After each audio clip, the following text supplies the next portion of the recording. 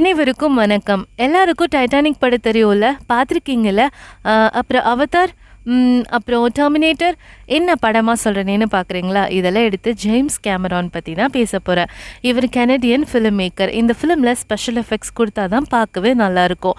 அதுக்கு பேர் போனவர் தான் இவர். ரைட்டர், ப்ரொடியூசர், டிரெக்டர், வேறு எது வேலை இருந்தால் அதையும் ஆட் பண்ணிக்கோங்க. இவர்கிட்ட 3 டேபிள் வச்சுருப்பாராம். ஒரு டேபிளில் ஸ்கிரிப்ட் எழுத, இன்னொரு டேபிள் அந்த எழுதின ஸ்கிரிப்டை முடிக்கிறதுக்கு, இன்னொரு டேபிள் புதிய ஸ்டோரியை ஸ்டார்ட் பண்ணுறதுக்கு. பார்த்தீங்களா மனுஷனுக்கு எவ்வளோ ஆர்வம்னு? இந்த ஆர்வம் தான் அவர் உச்சத்தில் நிறுத்தியிருக்கு. Welcome to the mind zone. நான் சௌஜி. நான் ஏன் இவரை பற்றி பேசுகிறேன்? எல்லாம் காரணமாக தான். எல்லாருக்கும் நல்லாவே தெரியும் மரியானா ட்ரென்ச் பற்றி. ஆழ்கடலில் யாருமே போனதில்லை. அங்கே என்ன இருக்குன்னு யாருக்குமே தெரியாது. அதை கண்டுபிடிக்க கருவிகளும் இல்லை. ஏன் மெஷின்ஸ் ஒர்க் ஆகாது? தண்ணிக்குள்ளே போகும்போது அழுத்தம் அதிகமாகிடும். எப்படின்னா நம்ம விண்வெளியில் மெத போல் அதே மாதிரி இங்கே அழுத்தம் அதிகமாகி மெஷின்ஸ் ப்ரெஷர் தாங்க முடியாமல் வெடிச்சிடும். அப்பேற்பட்ட பிளேஸுக்கும் இவருக்கும் என்ன சம்மந்தம்னு பார்க்கலாமா? Mariana trench challenger. முதல் மனிதர் 6.8 மைல் டீப்.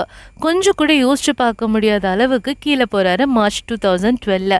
நல்ல இருட்டு. உள்ளே போக போக பக்கத்தில் என்ன இருக்குன்னு கூட தெரியல.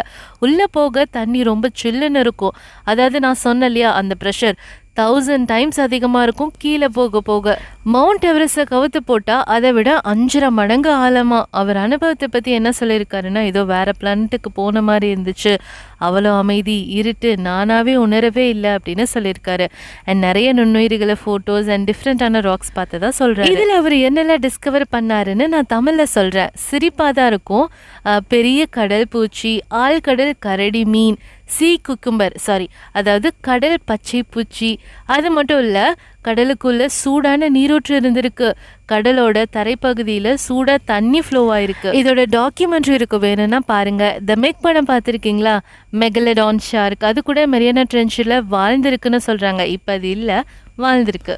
இவ்வளோ பேசிட்டோம். இதுக்கு பின்னாடி என்ன மர்மம் இருக்குன்னு மக்கள் பேசிக்கிறாங்கன்னு பார்க்கலாமா?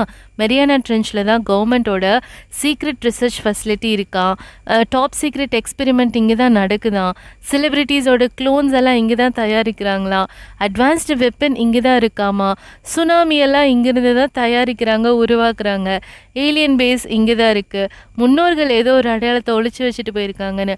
ஆனால் கற்பனை திறன் ரொம்ப அதிகம். இதில் எது உண்மை எது பொய்ன்னு தெரியல. ஒரு பொய்யான விஷயத்தை இப்படி பேச மாட்டாங்க.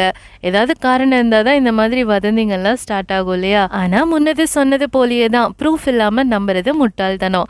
ஓகே, இதோட வீடியோ முடிச்சுக்கிறேன். நெக்ஸ்ட் வீடியோவில் இன்ட்ரெஸ்டிங் டாபிக்கோட பேசுகிறேன். பாய் எவ்ரி ஒன்.